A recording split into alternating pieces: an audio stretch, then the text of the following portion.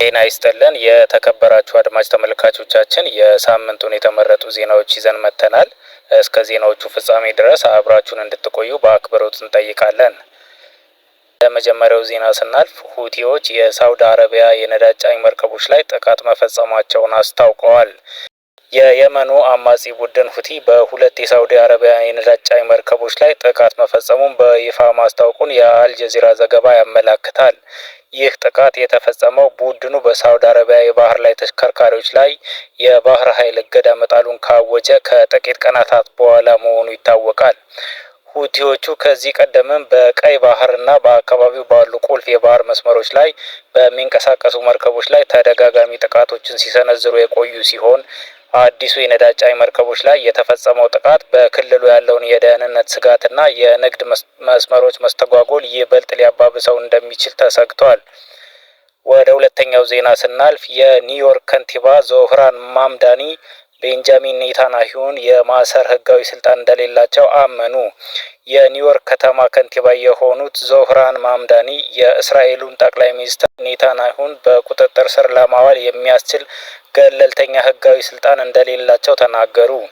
ማምዳኒ ቀደም ሲል ኔታንያሁ በዓለም አቀፉ የወንጀለኞች ፍርድ ቤት የሚፈለጉ የጦር ወንጀለኛ በመሆናቸው ወደ ኒውዮርክ በሚመጡበት ጊዜ በቁጥጥር ስር ለማዋል ከህግ ባለሙያዎች ጋር እየመከሩ መሆኑን ገልጸው የነበረ ቢሆንም አሁን ግን አስተዳደራቸው ህጋዊ መንገዶችን ከመረመረ በኋላ ከተማዋ ይህንን የቁጥጥር ትዕዛዝ ለመፈጸም ገለልተኛ የህግ ስልጣን እንደሌላት በይፋ አስታውቀዋል። ይሁን እንጂ ማምዳኒ የአሜሪካ ፌዴራል መንግስት ከዓለም አቀፍ የወንጀለኞች ፍርድ ቤት ጋር በመተባበር የኔታንያሁ የእስር ማዘዣ እንደሚያስፈጽም ለፌዴራል መንግስቱ ጥሪ አቅርበዋል። ወደ ሶስተኛው ዜና ስናልፍ ኢራን የዩራኒየም ማበልጸጊያ ማሽኖቿን ወደ ተራራ ውስጥ ዋሻዎች ማዛወሯ ተገለጸ። የእስራኤል የስለላ ተቋማት ኢራን በሺዎች የሚቆጠሩ የዩራኒየም ማበልጸጊያ ሴንትሪፊውጆችን ባለፈው ጥልቅ በሆኑ የተራራ ውስጥ ዋሻዎች ውስጥ ማዛወሯን ማመናቸውን የአሜሪካና የእስራኤል ባለስልጣናት የገለጹ ሲሆን ይህ አዲስ መረጃ ቴህራን የኒውክሌር ፕሮግራሟ መልሳ ልታደራጅ ትችላለች የሚለውን ስጋት በከፍተኛ ሁኔታ ጨምሮታል። እንደ ኒውዮርክ ታይምስ ዘገባ ከሆነ እስራኤል ይህንን የስለላ መረጃ ለአሜሪካ ያጋራች ሲሆን ማሽኖቹ ፒክሳክስ ማውንቴን ወደ ተባለው ስፍራ የተዛወሩ የአሜሪካ እና የእስራኤል ጥቃቶች ሶስቱን ዋና የኢራን የኒውክሌር ጣቢያዎች ካወደሙበት የሰኔ ወር የ12 ቀናት ጦርነት ማብቃት በኋላ መሆኑን ጠቅሳለች።